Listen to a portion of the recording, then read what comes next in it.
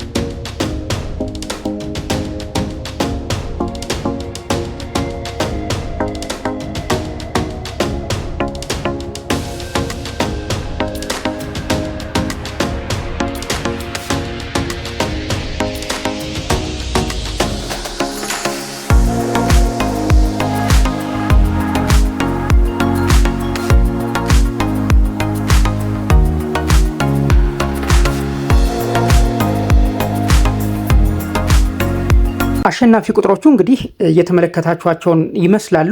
በዚህ የትንሳኤ ሎተሪ 2017 ማውጫ ላይ እንደምንመለከተው 7 ቤት፣ 1 ቤት፣ 3 ቤትና 4 ቤት ምንም አይነት አሸናፊ ቁጥሮች የሌላቸው የሎተሪ ትኬቶች ሆነው ተመዝግበዋል ማለት ነው። የሎተሪ ትኬቱ የመጨረሻ ቁጥሩ 1 ከሆነ ወይም የሎተሪ ትኬቱ የመጨረሻ ቁጥሩ 3 ከሆነ ወይ 4 ከሆነ የመጨረሻ ቁጥሩ ማለት ነው፣ ወይም ደግሞ 7 ቤት ከሆነ ማለት የመጨረሻው የሎተሪ ትኬቱ የመጨረሻው ቁጥር 7 ከሆነ ምንም አይነት አሸናፊ ቁጥሮች የላቸውም ማለት ነው። ማውጫው ላይ እንደምንመለከተው እንግዲህ ለሁላችሁም መልካም እድል እንላለን። እናመሰግናለን።